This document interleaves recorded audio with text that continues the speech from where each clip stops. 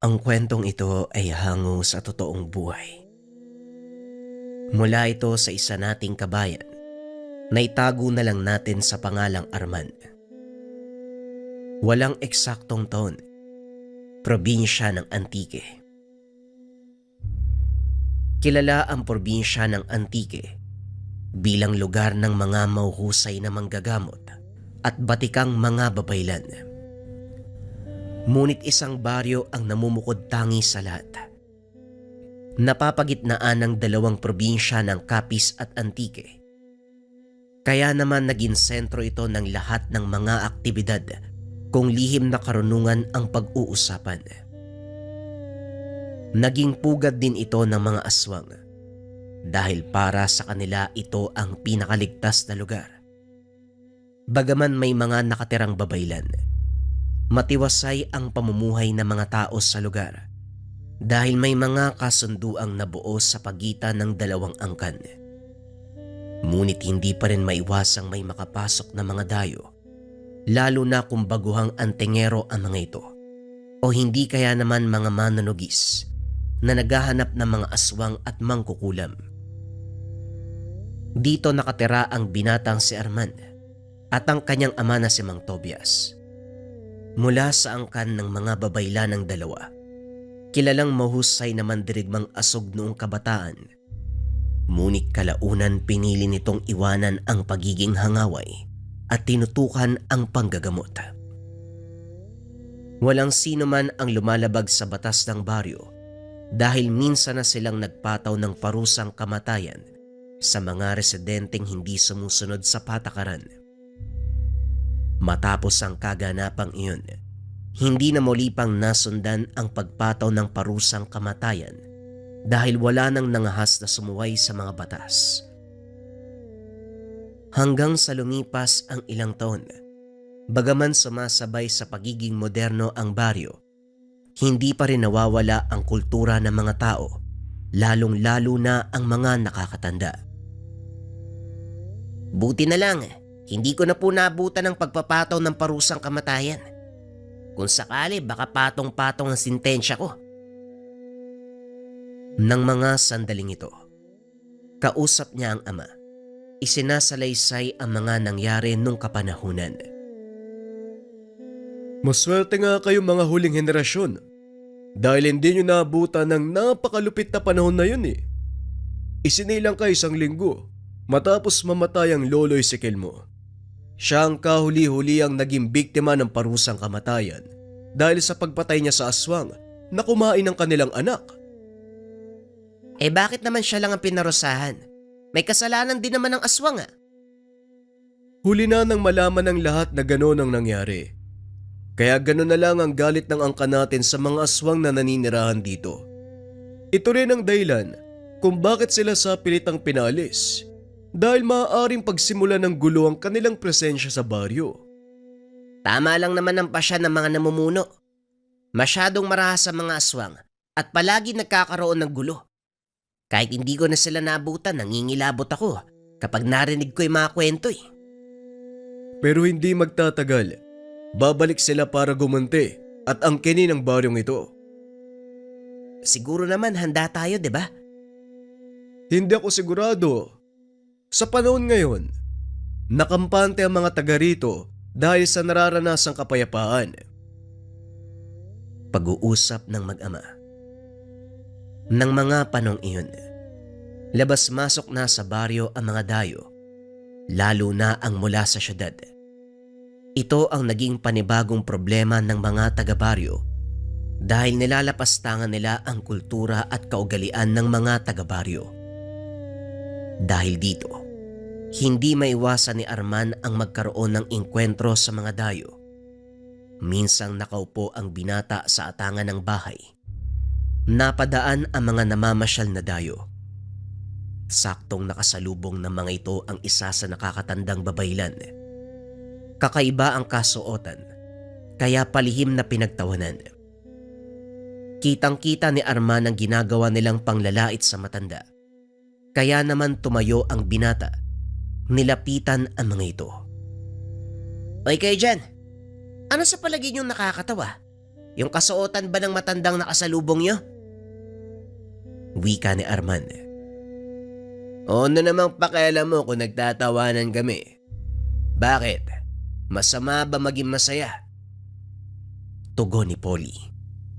Hindi naman masama maging masaya. Pero kung ang dahilan ng kaligayahan nyo ay pangyuyurak ng pagkatao ng iba, ibang usapin yun. Alam mo, mga dayo lang kami sa lugar nyo. Hindi ba dapat sinasalubong nyo kami ng maayos? Pero anong ginagawa mo? Sinasalubong ng maayos? Bakit sa tingin mo? Kaaya-aya ba ang ginagawa nyo? Huwag ka masyadong pakialamero. Baka hindi mo kilala kung sino ako. Wala akong pakialam kung sino ka. Ayoko lang na pinagtatawanan nyo mga taga dito. At para sa kaalaman mo, yung matandang nakasalubong nyo, isa sa mga kilalang babaylan sa baryong to. Kung hindi nyo kayang igalang ang mga nakakatanda at kaugalian namin dito, malaya kayo makakalis. Pinapalayas mo ba kami na mga kaibigan ko? Talagang hinahamon mo ako, ano? Pwes wag kang mag-alala. Alis kami na mga kaibigan ko, pero asahan mong hindi mo magugustuhan ang pagbabalik namin. Hindi na nagsalita si Arman dahil umalis na ang pangkat ng mga dayo. Bumalik ito sa loob ng bahay, akmang uupo uli sa atangan, nang biglang tinapik ni Mang Tobias ang kanyang batok. Anong nangyari doon? Bakit sinita mo yung mga dayo? Tanong ni Mang Tobias. Lingid sa kaalaman ng binata, pinagmamasdan siya nito mula sa bintana. Nakita ang buong kaganapan. Pinagtatawanan nila si Tatang Matsyas. Wala namang ginagawang masama yung matanda eh. Naiinis ako sa ugali ng mga dayo. Wala na silang paki sa kultura ng isang tao. Ang mahalaga para sa kanila, makapagsaya. Nagkataon lang naman siguro. Hindi naman lahat ng dumadayo dito ganon ang pag-uugali. Nakita ko ang lahat eh. Mali ang ginawa mo. Ulitin ko pa rin yun kung sakali may makita akong kagaya nila. Hindi ako natatakot sa kanila, Tay. Kahit mabuti ang iyong hangarin, magdahan-dahan ka pa rin. Dahil minsan, hindi mo alam, isa na pala sa mga matagal nating kalaban ang nakakabangga mo. Maaaring yon ang pagmula ng gulo. Anong ibig niyong sabihin, Tay? Posibleng aswang ang mga dayong yun? Hindi naman sa ganon, Arman. Ang sinasabi ko lang, kailangan mong mag-ingat. Maingat naman po ako, Tay, at isa pa. Hindi rin naman ako natatakot sa kanila. Kung sakaling aswang man ang may gawa nun, edi haharapin ko sila. Sisiguraduhin na hindi na muli makakaapak sa baryo natin. Hindi mo alam ang sinasabi mong bata ka. Sige na, magpapahinga na ako. Wika ni Mang Tobias. Inakala nito, pangkaraniwang hindi pagkakaunawaan ang naganap. Ngunit lingid sa kalaman ng Ginoo na ito pala ang pagmumulan ng muling siklab ng malaking kaguluhan. Tahimik naman ang mga sumusunod na araw. Walang nangyaring kakaiba.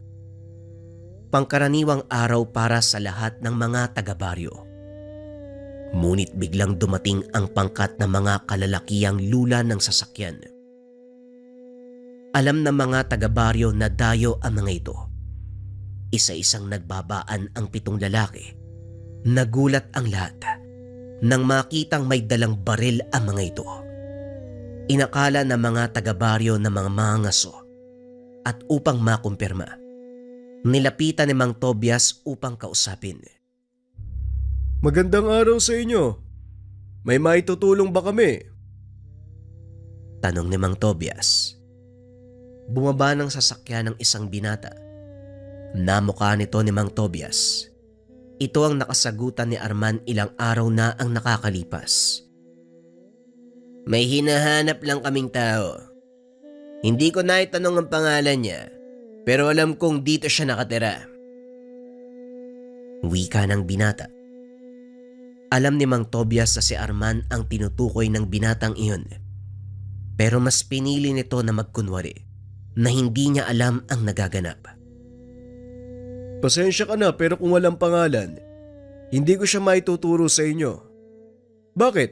Ano bang atraso ng sinasabi mong binata? Ininsulto niya ako sa harapan ng mga kaibigan ko nung isang araw. Hindi ko yun matatanggap kaya ako bumalik para gantihan siya. Manong Limuel, halugugin niyo ang buong baryo. Hanapin niyo ang sinasabi kong binata. Sandali lang, Polly. Hindi natin pwedeng basta pasukin ang mga bahay dito. Kawalang gala. Sumusuway ka ba sa utos ko? Baka gusto mong malaman ng tatay ko ang ginagawa mo? Hindi naman sa ganun. Pero kailangan nating irespeto ang mga taga rito. Irespeto? Bakit? Sino ba sila? Ano ba sa akala mong tingin nila sa akin? Ngayon kung ayaw mong sumunod, madali akong kausap. Ipapatanggal kita sa trabaho mo. Walang nagawa ang lalaki kung hindi sumunod sa sinasabi ng binata. Nilapitan nito si Mang Tobias upang kausapin ng mahinahon. Ikaw ba ang pinuno ng baryo? Kung maaari sana, palabasin mo na lahat ng binata dito para makaiwas na tayo sa mas malaking gulo. Hindi akong pinuno, pero maaari ko iparating sa kanila ang gusto niyo mangyari. Sige, kung yan ang sa tingin mong makakabuti. Hindi titigil ang anak ng amo ko hanggat hindi niya nakikita yung hinahanap niya. Muling bumalik si Limuel kay Polly upang sabihin ang napag-usapan nila ni Mang Tobias, pero hindi ito sumang-ayon. Pag-aantayin mo pa ako? Utusan ng mga taong halugugin ang mga tahanan o ikaw ang mawawala ng trabaho? Napailing na lang si Limuel. Inutusan niya ang mga tauhan para halugugin ang mga tahanan. Nang mga sandaling iyon naroon na si Arman, kasama ang mga taong nakikiusyoso. Nakatago lang ito sa likod ng madla para hindi mapansin ni Polly. Ngunit sa kasamaang palad, napatingin ito sa kanya at dali-daling itinuro. Limuel, yon ang hinahanap ko. Bilisan niyo, dalhin niyo siya sa akin. Hindi na inantay ni Arman na lapitan siya ng mga kalalakian. Kagad nang lumapit kay Polly. Mukhang tinupad mo yung pangako mo . O ngayon, anong gusto mong mangyari? Ang gusto kong mangyari, humingi ka ng tawad sa lahat ng pangiinsulto mo sa akin nung nakaraang araw. Hindi ako hihingi ng tawad dahil ikaw at ang grupo mo ang naunang manlait. Sa tingin mo ba, magandang pagtawanan ng mga katutubong nakatira dito? Wala akong pake kung sino o ano nakatira sa liblib na baryong ito. Ngayon habang hindi pa ako napipigon sa'yo ng gusto, lumod ka na tumingi ng tawad. At anong gagawin mo kung ayaw kong sumunod? Tanong ni Arman. Sa pagkakataong iyon ay sumali si Limuel. Hinila nito palayo si Arman upang kausapin. Alam kong mahirap ang gusto mong mangyari, pero bilang dating taga rito, nakikiusap ako na sumunod ka na lang para wala nang mangyaring gulo. Wika ni Limuel. Nakatakip ang mukha nito kaya hindi siya nakilala ng karamihan. Ngunit nang silang dalawa na lang ni Arman ang nag-uusap, bahagya nitong ibinaba ang takip sa mukha. Nanlaki ang mga mata ng binata nang mapagtantong iyon ang pinsan niyang si Limuel. Limuel, ikaw ba yan? Bakit ka pumanig sa kanila? Tawag lang ng pangangailangan, Arman. Kaya sumunod ka na lang. Alam mo ba ang patakaran ng baryong to? Hindi natin hahayaan na insultuhin tayo ng mga dayo. At kahit ano pang sabihin mo, hindi ako luluhod sa harapan ng taong yan para ibaba ang dangal nating mga babaylan.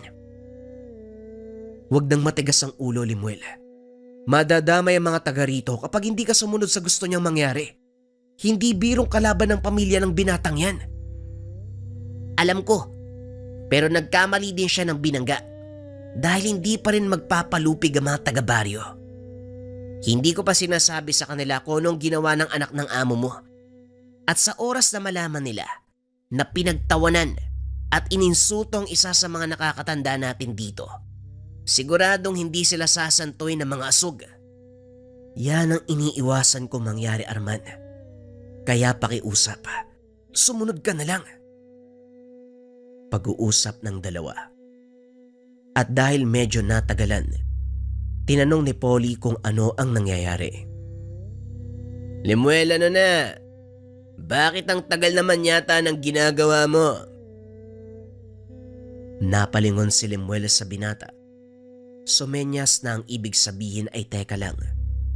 Pero dahil naiinip na ito, kinuha ng binata ang baril sa isang tauhan. Pinaputok ng paitas. Ano? Hindi ka ba rin ba hihingi ng tawad? O gusto mo maging kwento na lang ang baryong ito? Walang nagawa si Arman. Bagaman labag sa kalooban ng gagawin, lumapit ito kay Polly at humingi ng tawad. Patawad. Hindi ko na uulitin ang mga sinabi ko sa'yo. Marunong ka rin naman palang pakiusapan eh. Pero kulang pa yan. Lumuhod ka. Ano? Bakit ko naman gagawin yun? Itinutok ni Polly ang baril kay Mang Tobias at muling tinakot ang binata. Luluhod ka o papasabugin ko ang ulo ng taong yan. Mamili ka. Sa muli ay walang nagawa ang binata. Lumuhod sa harapan ni Polly, nanghingi ng tawad. Kaso nga lang laking gulat ng lahat dahil bigla itong hinampas ng baril. Pinagsisipa. Pinagtulungan pa ng mga tauhan ni Polly ang binata. Inawat ni Lemuel ang mga ito. Kaso nga lang walang nakinig. Nakahandusay na sa lupa si Arman ng mga oras na yun. Halos hindi na ito makatayo dahil sa natamong pinsala.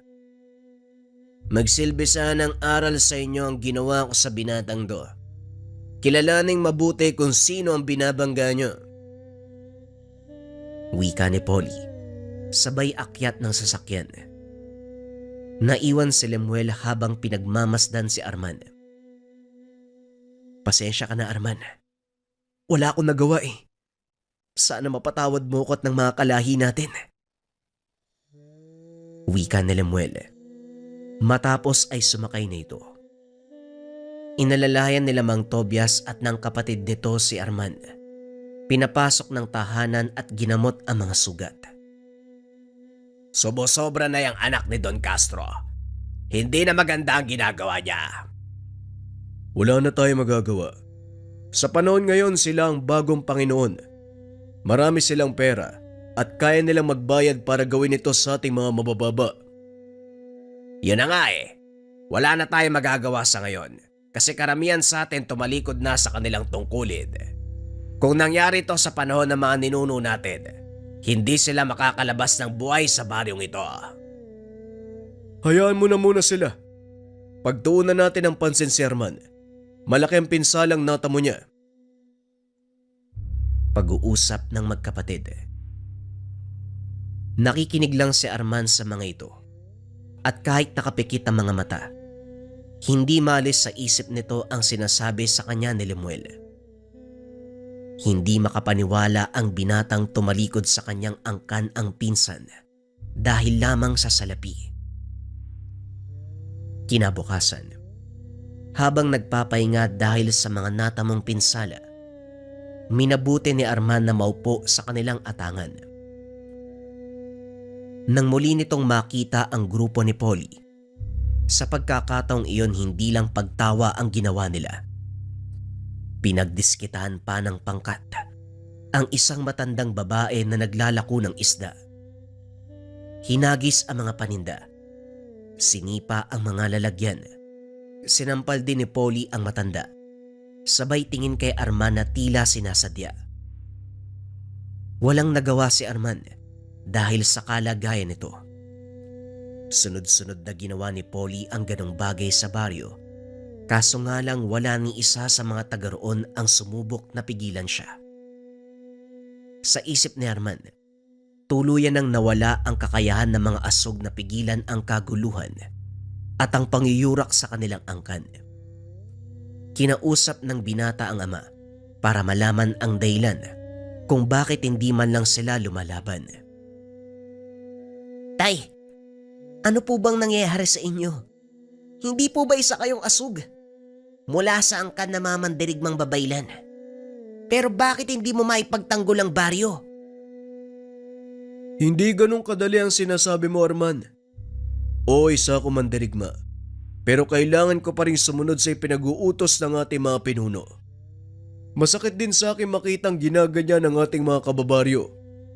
Pero kailangan nating mag-intay ng tamang pagkakataon. Gaganti tayo. Pero hindi ngayon, Arman. At kailan yun, Tay? Kapag wala nang natira sa atin. Sana hinayaan nyo akong lumaban eh. Hindi sana tayo nalagay sa ganitong sitwasyon. Wika ni Arman. Paika-ika itong lumabas ng tahanan. Pumunta sa bahay ng chewing si Takyo upang magsabi ng hinanakit sa ama. May punto naman ang sinasabi ng tatay mo. Hindi tayo pwede magpadalos-dalos, Arman. Hindi pwede magpadalos-dalos o talagang naduduwag na kayo. Pasensya na. Kung wala kayong gagawin, ako ang kikilos. Wika ni Arman sabay talikod sa chewing. Hindi na nito pinigilan pa ni Takyo dahil nauunawaan nito ang galit ng binata. Gayunpaman, gaya ng karamihan kailangan niyang sumunod sa payo ng mga nakakatanda. Lingid sa kalaman ni Arman na may namumuong plano ang mga natitirang mandirigma sa baryo.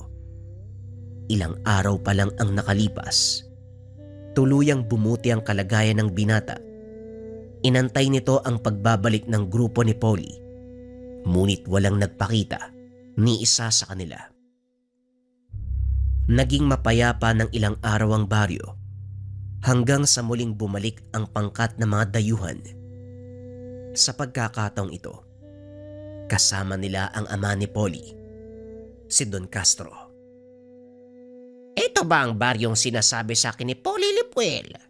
Hindi ba taga dito ka din? Opo, Don Castro. Pero matagal ko nang iniwan ang buhay sa lugar na to.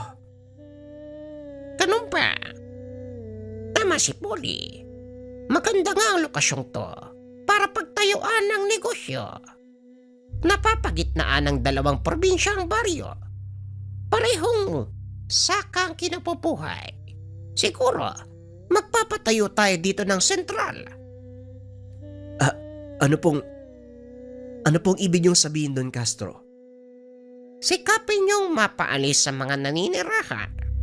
Gusto kong bilhin ang buong baryo at ang lupaing nasasakop nito. At ikaw, Limuel, ang mga ngasiwa nun.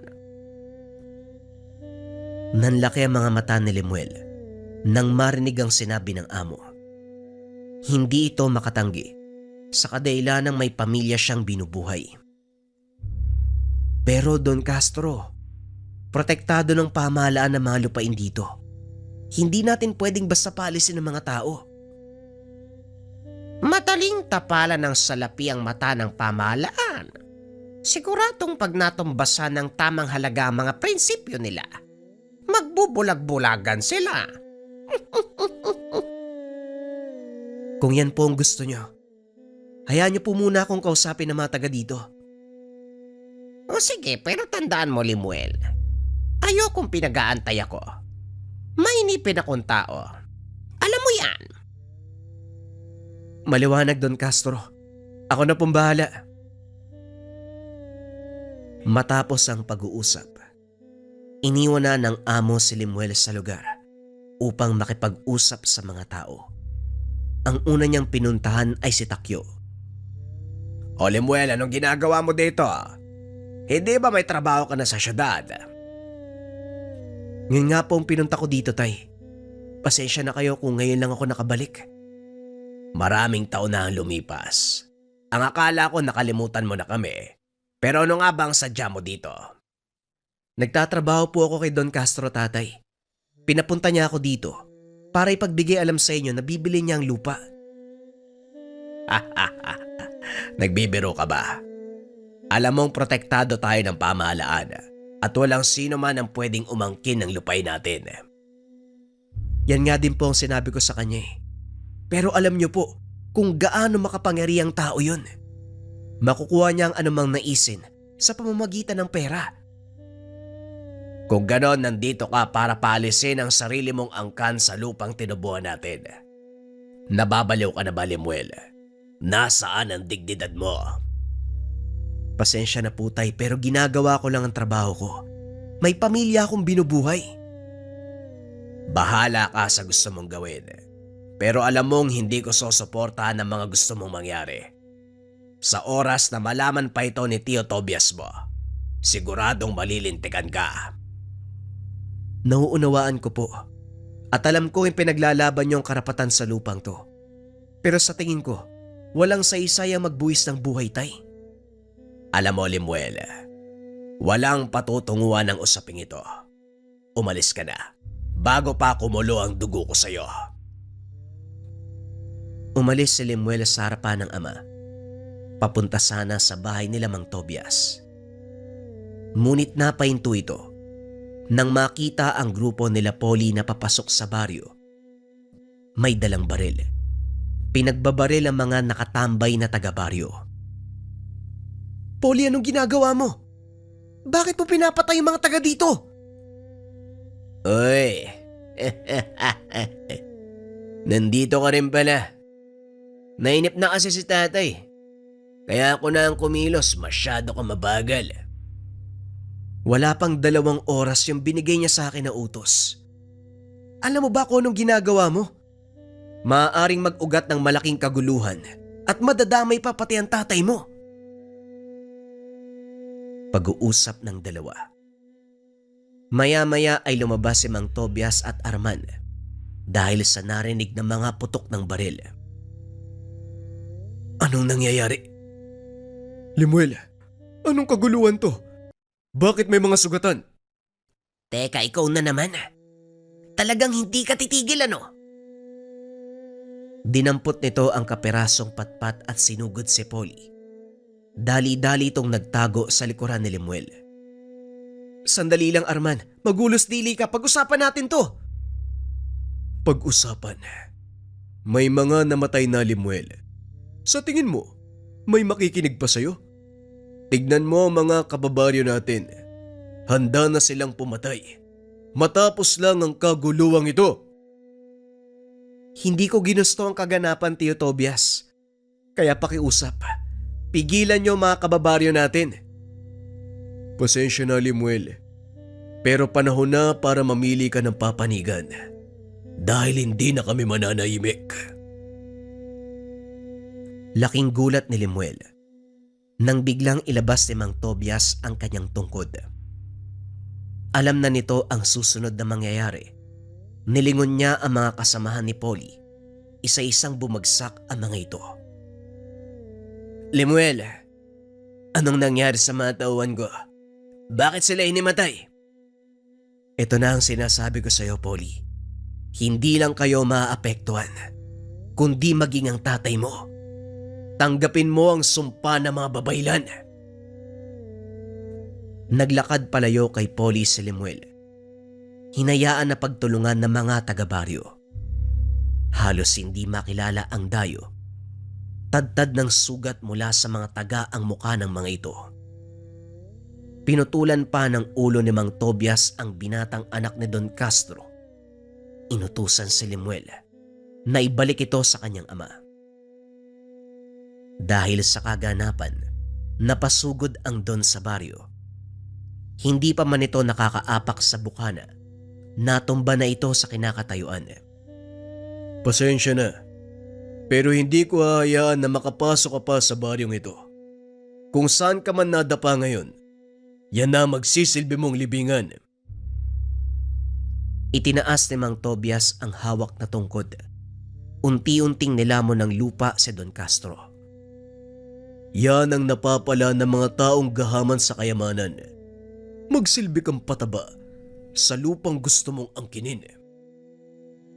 Naging laganap sa mga karatig bayan ang nangyari sa mag-amang Don Castro at Polly.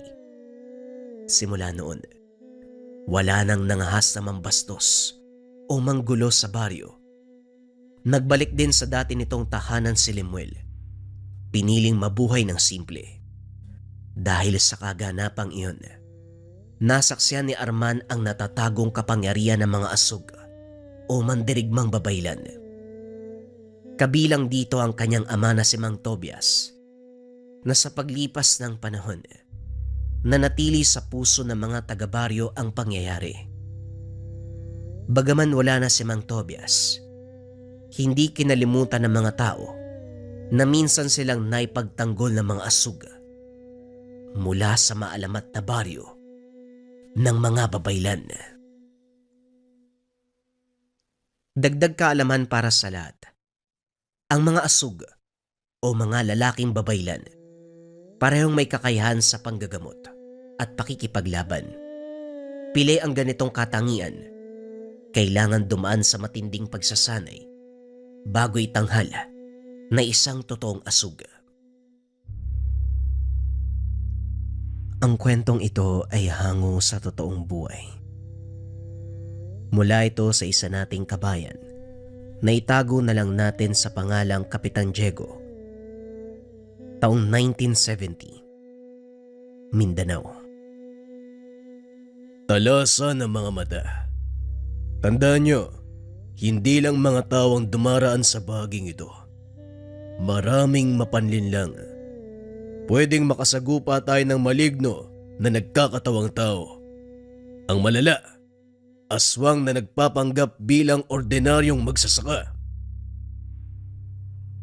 Wika ni Kapitan Diego sa mga kasama. Mga baguhan, unang beses pa lamang sa ganitong gawain. Pinamumunuan ni Kapitan Diego ang maliit na pangkat. Hindi masasabing mga rebelde dahil hindi naman kumakalaban sa patakaran ng pamahalaan. Ang tanging dahilan ng pagbuo ng grupo, pagtalikod sa sariling pamilya para gawin ang anumang naisin nang walang nangingialam na magulang. Sa katunayan, dating kasapi ng lokal na pulisya itong si Kapitan Diego. Pero dahil hindi nagkasundo na makasama at hepe, napilitang talikuran ang tungkulin at mamundok. Dito siya namuhay. Hindi nagtagal kinupkop ang mga kabataang napariwara.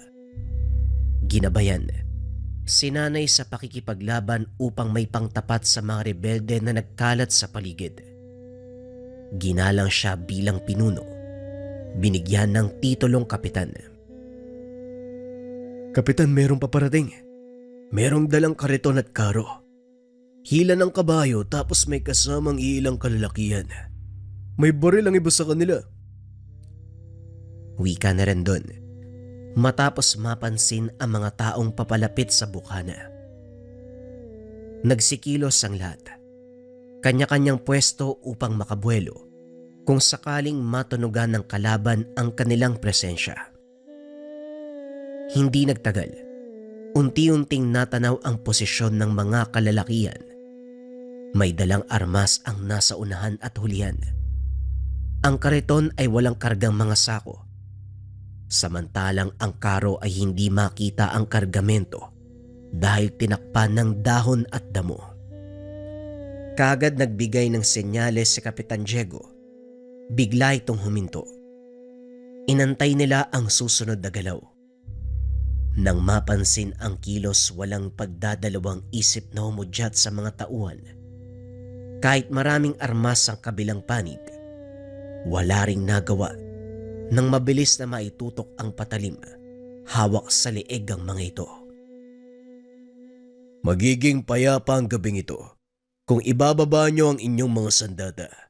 Pero kung meron sa inyo na maglalakas ng loob na kumalabit ng gatilyo, dadanak ang dugo sa lupang ito. Mahabang katahimikan ang namayani sa pagitan ng dalawang grupo. Parehong alisto. Nag-aantay lang kung sino ang unang kikilos. Sa kabila ng sinabi ni Kapitan Diego, walang nagbaba ng armas kahit may nakatutok na patalim sa leg. Hindi nagtagal nagsalita ang lalaki na may puting buhok. Hindi mo yata ako nakilala, Diego. Malaki na ang pinagbago mo. Nung una, ikaw lang mag-isa ang nakabang sa daanang ito. Ngayon, marami na kayo. Mga bata, ibaba ang mga armas. Kaibigan natin sila. Napangiti si Kapitan Diego. Nagbigay ng hudyat sa mga kasama na ibaba ang mga patalim. Nakilala niya ang lalaki pagkatapos matanggal ang takip sa muka. Fernan, ikaw pala yan. Anong nangyari ngayon ka lang nagpakita uli? Hindi bali na. Mas mabuti pang tumuloy kayo sa loob ng tahanan para hindi makaagaw ng atensyon ng mga kalaban. Sa pinakamasukal na bahagi ng kagubatan nakatayo ang barong-barong. Maraming patibong sa paligid bilang proteksyon sa mga kalaban. Muling nag-usap ang matalik na magkaibigan. Sa katunayan, magkasama sa serbisyo ang dalawa noong naninilbihan sa batas. Sabay ding nagbitiw nang hindi na masikmura ang kalakaran. Naghiwalay noong umuwi ng probinsya si Fernan. Matagal na panahon na hindi nagpakita, kung kaya't inisip ni Kapitan Diego na posibleng patay na ito. Hindi ako nakauwi sa amin dahil nakaengkwentro ko sa daanan yung tulisan na binangga natin noong minsang nasa operasyon pa tayo. Hinabol nila ako eh. Nagawa ko namang takasan pero napadpad ako sa hindi pamilyar na lugar. Maniwala ko o hindi, ang lugar na yon ay puro aswang ang nananahan. Kung hindi ko nakuha ang loob nila, malamang nalahian na ako nila pa. Pagpapaliwanag ni Fernan. Aswang. Napadpad ka sa lugar na pinamumugaran ng aswang. Hindi nga madali ang pinagdaanan mo, kaibigan. Eto mga kasama mo, may lahi ba silang aswang? Wala, kaibigan, mga tao sila. Kagaya ng nasasakupan mong kabataan. Mga pariwara at gusto makalaya sa mga magulang. Mga pasaway. Sumunod sa akin kaya sinanay ko na lang din. Alam mo naman ang lugar na ito maraming kalaban. Kaliwat kanan ng mga yan. Kung ang pagtakas ko sa mga aswang ang pag-uusapan, hindi madali. Kailangan ko pang patayin ang isa sa mga pinuno para makalaya. Sa kabutiang palad nagawa ko naman. Hinubad ng matanda ang kanyang pang-itaas. Bumungad ang katawan na puno ng peklat. Nang pakiramdaman nito ni Kapitan Diego, ganun na lamang ang awa ng mapagtanto ang pinagdaanan. Bakit hindi mo ko hinanap kagad? E di sana natulungan kita. Nitong mga nakaraang panahon saan ka na malagi? May pinagkukutaan ba kayo? Meron pero iniwan namin dahil natunto ng mga aswang. Mga nilalang na nagmula sa pinanggalingan kong lugar. Naghahanap kami ngayon ng bago malilipatan kaya kami naglalakbay ng ganitong oras. Hindi ko alam na pagtatagpuin tayo ngayon. Siguradong may rason kung bakit nag-cruise ang landas natin. Sa ngayon mabuti pang magpahinga tayong lahat. Ang barong-barong na yon, kakagawa lang. Wala pang sumisilong, kaya kayo na muna na mga kasama mo matulog doon. Huwag ka mag-alala, ligtas tayo sa lugar na ito. Kinabukasan maagang naganda ang lahat dahil mag-aabang sila sa daanan. Gawain nila ito para makaraos sa araw-araw na pangangailangan. Hindi uubra ang biyaya ng kalikasan kung kaya't nagnanakaw ng kargamento sa kahit na sinong mapapadaan. Hindi lang sa sibilyan o ordinaryong tao, maging sa mga rebelde, basta may dalang mapapakinabangan.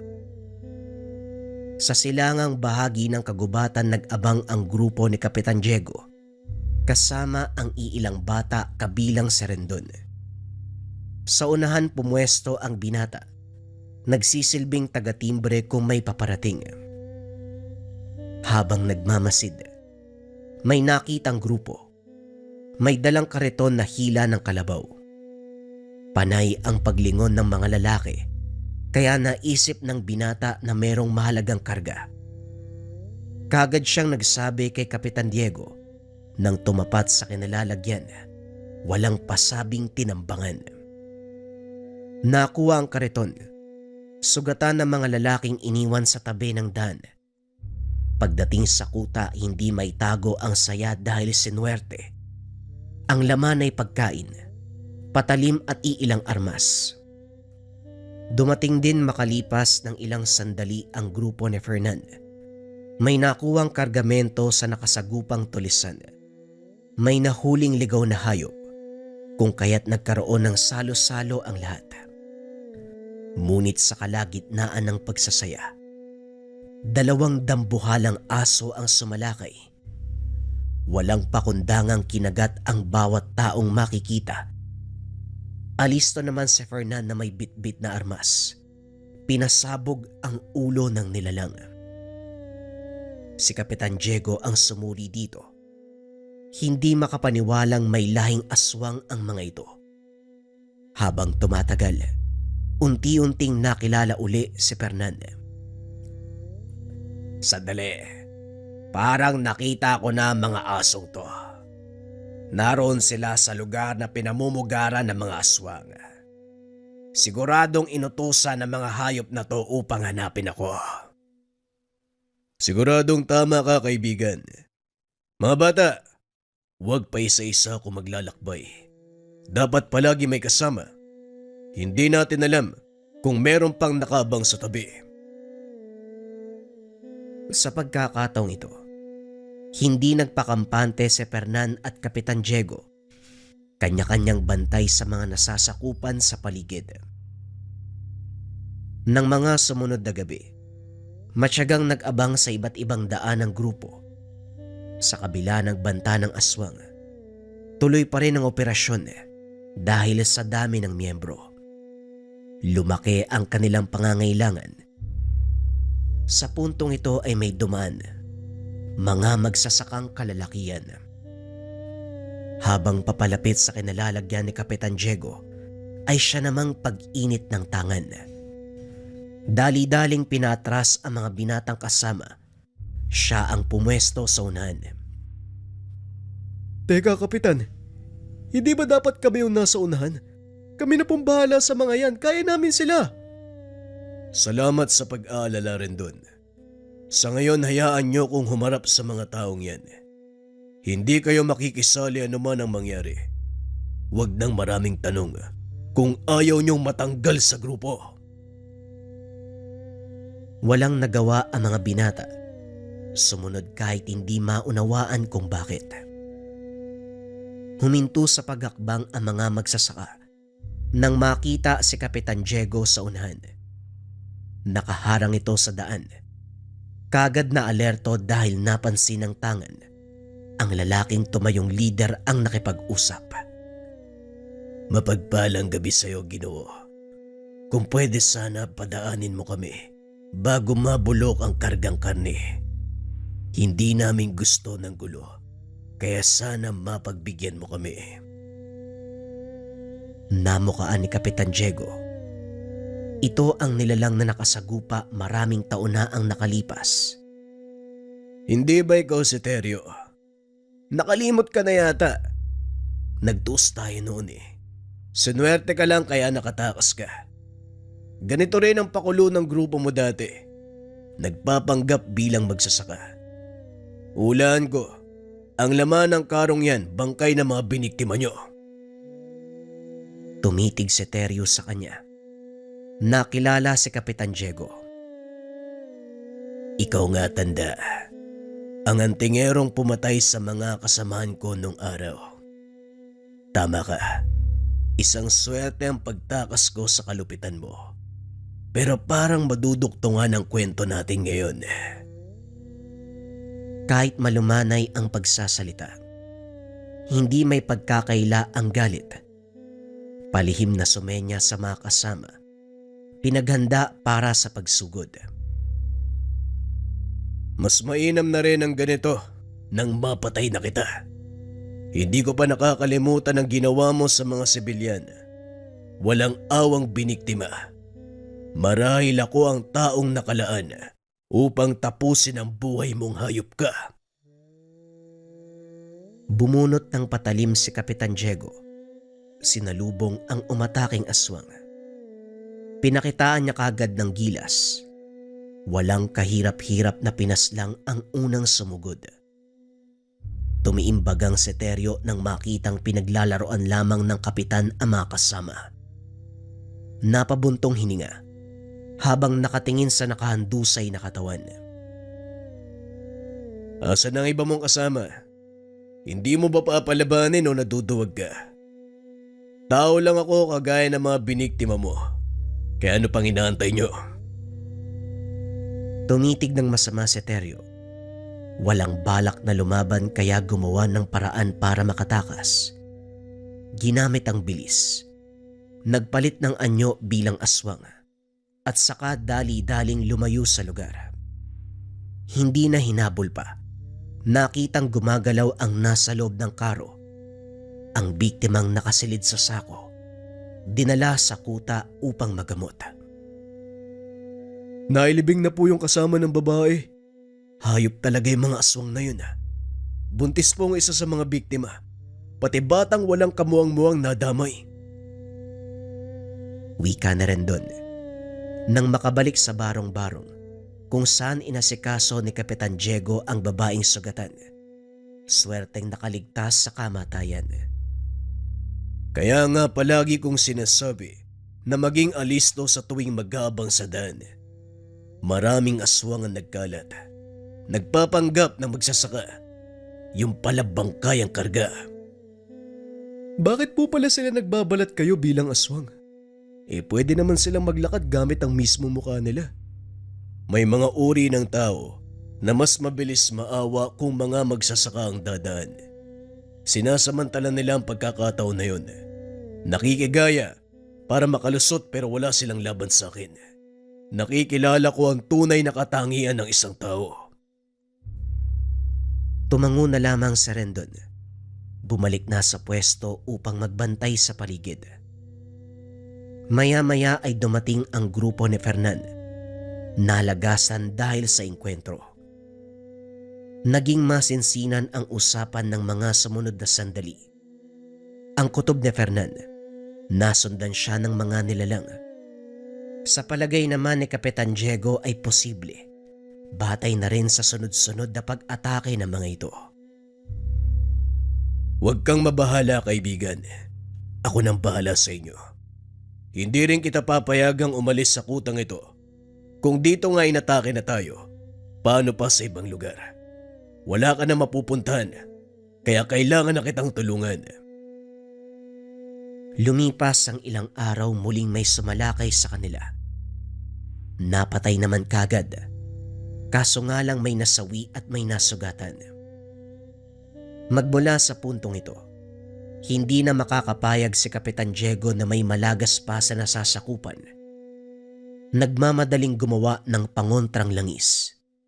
Gawa sa katas ng nyog at nilagyan ng orasyon. Pinalibutan ang buong kuta. Binasbasa ng orasyon ng lugar.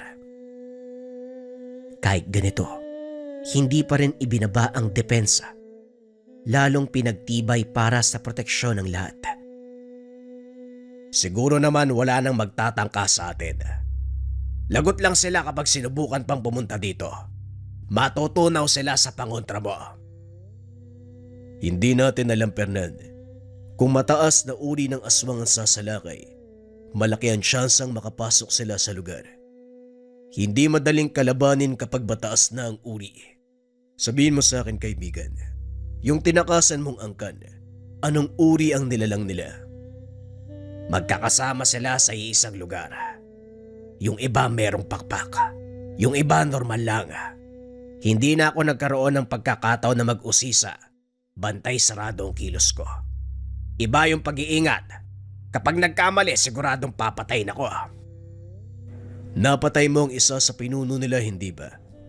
Huwag na tayo magtaka kung patuloy na masusundan ng pag-atake. Paniguradong gaganti sila at ang mga aswang na nakaengkwentro natin doon din ang galing. Mawalang galang na po. Kung tungkol po sa mga aswang pinag-uusapan nyo, alam ko kung saan sila madalas sa sumasalakay. Doon po sa malawak na sakahan, sa pastulan po ng mga hayop. Wika ni Gina, ang babaeng tinulungan ni Kapitan Diego mula kay Teryo. Ano pa ang alam mo tungkol sa kanila? Pinaliwanag ng babae ang nalalaman. Itinuro ang lugar kung saan madalas sumugod ang mga aswang. Doon lang din malapit ang bahay nito, kung kaya't nadali sila sa pambibiktima. Sadali lang pare, hindi tayo pwede magpadalos-dalos. Aswang ang pinag-uusapan natin. Delikadong nilalang. Hindi uubra ang patalim at bala. Matatamaan sila pero hindi mamamatay kaagad. Alam ko na may tangan ka, pero kumalma ka muna. Naiintindihan ko. At isa pa, hindi ko gagawin to para sa mga magsasakang biktima, kundi para sa'yo at sa tauhan nating nadamay. Napabuntong hininga si Fernan. Kilala niya ang kaibigan. Kapag may sinabing lulusubin ay talagang pupuntahan. Nang makapagpahinga makasama, pumuslit si Kapitan Diego. Nagpunta sa sakahan na sinabi ni Gina. Tahimik sa mga oras na ito. Ang makikita lamang ay mga baka, kalabaw na nakapastol sa ilalim ng kahoy. Ilang sandali pa, nagulat ang matanda sa paglapit ni Rendon. Diyos ko, bakit ka ba sumunod? Hindi ba dapat nagpapahinga ka? Bumalik ka sa kuta. Kapitan, kung nasan kayo, dapat nandun din ako. Yun ang pangako ko nung unang pumasok sa grupo mo. Tinuruan mo ako lumaban, kaya wala kang dapat ipag-alala. Lalaban tayo ng sabay. Wika na Rendon. Binatukan siya ni Kapitan Diego. Hindi pa nanambang ang gagawin ko rin doon. Nandito ako para mag-abang ng aswang. Hindi ko mababantayan ang lahat ng galaw, kaya umalis ka na. Nag-iba ang pansin ni Kapitan Diego nang ituro ng binata ang direksyon kung saan may lalaking naglalakad. Panay ang pagtigil nito. Lumilingon kung saan-saan. Sinisiguradong walang makakakita sa binabalak. Lingid sa kaalaman ay napansin na ni Kapitan. Pinanood kung ano ang gagawin. Dahan-dahang nagpalit ang anyo bilang aso at saka sinugod ang kalabaw. Pagpupumiglas na lamang ang nagawa matapos kagatin sa leeg. Hindi nagtagal ay bumulagta. Nangisay. Winakwak ng nilalang ang tiyan. Hinugot ang lamang loob at tinangay. Kumilos na si Kapitan Diego. Dali-daling sinundan. Hindi na nagtaka nang makita si Teryo na nag-aantay sa masukal na bahagi ng kagubatan. Ang lamang loob na dala ng aswang inilagay doon sa karo. Tignan mo nga naman, hindi pa rin tumigil ang hayop. Kulang pa pala ang pagbabanta ko nung nakaraan. Rendon, maging alisto ka. Susugo, anak ng litik. Psst! Wala na. Talagang dumiretso ang loko. Napabuntong hininga si Kapitan sa inasal ng binata. Tumawid sa kabilang bahaging direksyon. Pumwesto sa itaas ng puno. Itinutok ang dalang baril sa grupo ni Teryo. Sumenyas na handa na siya. Nang balingan ni Kapitan Diego ng pansin ng aswang, kumilos na ang mga ito. Pinagtutulungan na itulak ang karo. Napapitlag nang magpaputok si Rendon. Kagad bumulagta ang kasamang dalawa. Naalerto si Kapitan nang mapansing wala na si Teryo sa kinakatayuan kanina. Nang lingunin ang itaas ng puno, wala na rin si Rendon. Narinig ang pagdaing nito sa unahan. Bitawan mo ang bata. Huwag mo siyang idamay. Tayo magtos para maging patas ang laban. Ikaw na naman, tanda. Wala kang kadala-dala. Palagi kang lumilitaw. Sinabi ko na noon pa man, baka ako talaga nakatadhanang pumatay sa inyo. Pakawalan mo ang bata. Ako ang kalabanin mo. Walang problema. Madali naman akong kausap eh. Bibigyan ko lang siya ng kaunting sugat. Lalong napadaing si Rendon ng kagatin sa balikat. Nilunok pa ni Teryo ang laman. Itinulak sa tabi at saka hinarap si Kapitan Diego. Bahagya lang ang pagbabago ng itsura ni Teryo. Makikilala pa rin ang anyong tao. Naging itim ang mga mata. Humaba ang mga kuko. Tumulis ang mga ngipin. Dali-dali niyang sinugod si Kapitan Diego. Nagpaulan nito ng kalmot pero mabilis na tinapatan ng antinghero. Sinalubong ng taga. Hindi natigilan hanggang sa bumulagta. Parang kinatay na baboy. Hihiwalay ang mga braso't hita at saka hinayaang pagpiesta ng mapangas na asong gubat. Ang natitirang labi ang sinunog. Bumalik sa kuta para mapagtuunan ng pansin ang sugat ni Rendon. Maluba ang kalagayan dahil sa lalim. Nakikita ang buto sa balikat. Nilapatan ng paunang lunas, lana at dasal. Nung una ay umayos ang sitwasyon. Inasahan pa ng matanda na gagaling ang binata. Pero laking gulat ng mga sumunod na oras dahil nalagutan ng hininga. Nagluksa ang grupo dahil sa nangyari kay Rendon. Hindi napigilan ni Kapitan Diego ang magbuhos ng damdamin. Sinisi ang sarili kung bakit hindi nailigtas ang binata. Diego, hindi mo ginusto ang nangyari, kaya tama na ang pagsisi sa sarili. Hanggang dito na lang talaga ang buhay ni Rendon. Pero hindi dapat sa ganitong paraan ang kamatayan niya. Mabuti siyang tao at tapat. Nagbagong buhay magmula ng gabayan ko. Kung sana'y pinilit ko na lang na umuwi, hindi sana siya nadamay. Nangyari na ang nangyari. Hindi naman napunta sa wala ang kamatayan na Rendon. Ginawa niya ito para puksay ng mga aswang nang walang pakundangan na ng bibiktima. At isa pa, tinulungan kang itumba ang grupong yon at napatay mo din ang aswang na pumaslang sa kanya. Hindi na pwede ang ganito. Magmula ngayon magbabago ang aking layunin. Hindi lang paggabay at pag-alaga sa mga binatang nasasakupan. Gagawin ko ng tungkulin ang pagpatay sa bawat aswang na makakasalubong sa gubat na ito. Lumipas ang ilang araw. Saktong natapos ang paglibing kay Rendon. Grupo ng aswang ang sumalakay. Nagkatawang tao. Pinatay ang iilang tauhan ni Fernan. Bumalik sa lugar na pinamumugaran ng aswang si Fernan. Napag-usapan nila ni Kapitan Diego na lusubin upang matigil na ang pambibiktima. Ito muna ang nagpakita. Nagtago sa malapitan sina Kapitan at makasama. Sinalubong ni Fernan. Pumalibot kagad ang mga nilalang sa kanya. Nagkatawang tao pa ang mga ito pero masama pa rin ang titig. Sa wakas, ikaw na nagkusang magpakita sa amin. Matapos ang ginawa mo sa asawa ko, gustong gusto kitang patayin. Sandali lang, Isig. Baka nakakalimutan mo kung paano kong pinatay ang asawa mo. Tinadtad ko ng pinong-pino ang katawan niya. Subukan mo kung saktan. Dadanasin mo ang ganong kamatayan. Kagad pinigilan ni Fernan ang tangkang pagsugod ng matanda.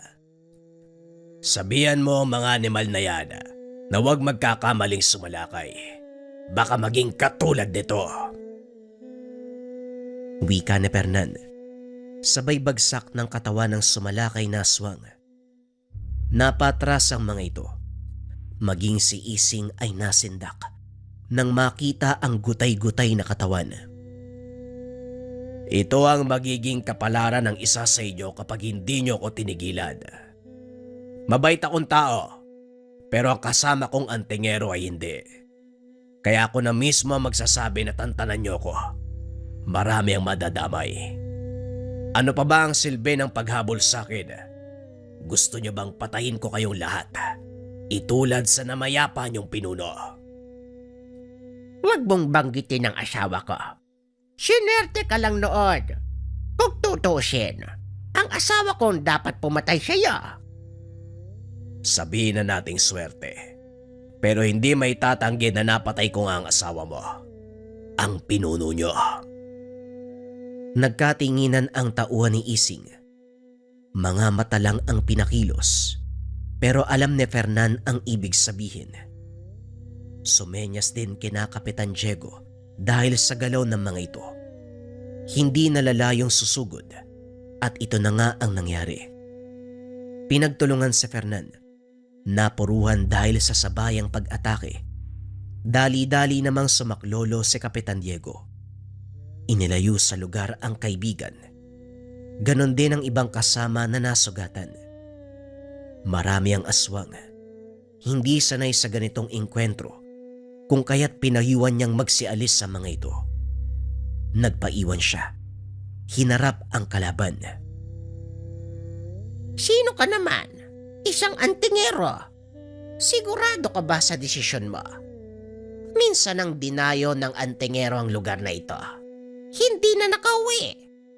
Dito pinaglamayan. Huwag kang makisali. Kaibigan ko si Fernan. Hindi ako nang himasok sa inyo. Ako mismo nagsabi kay Fernan na uubusin ko ang lahi nyo. Kagad pinigilan ni Ising ang tauhan. Lumakas ang epekto ng tanga ni Kapitan Diego na unti-unting nagpasakit ng ulo. Nararamdaman mo na ba ang lakas ng tangan ko kahit hindi pa tayo nagsisimula? Kung sana'y hinayaan nyo na lang si Fernan, hindi na tayo aabot sa puntong ito. Kaso talagang sinundan nyo pa. Sa pagpapadala mo ng nilalang na maghahanap sa kanya, marami ang nadamay. May namatay sa mga binatang nasasakupan ko. Nandito ako para iganti sila at tapusin ang kasamaan niyong lahat. Sino ang mauuna? Parang takot kayo sa patalim ah. O sige, magmano-mano tayo. Itinarak sa lupa ang itak. Kaso nga lang wala ni isang nagtangkang lumapit. Sinakop ang buong paligid ng epekto ng tanga ni Kapitan Diego. May ilang humandusay dahil sa lakas ng puwersa. Muling dinampot ni Kapitan Diego ang itak.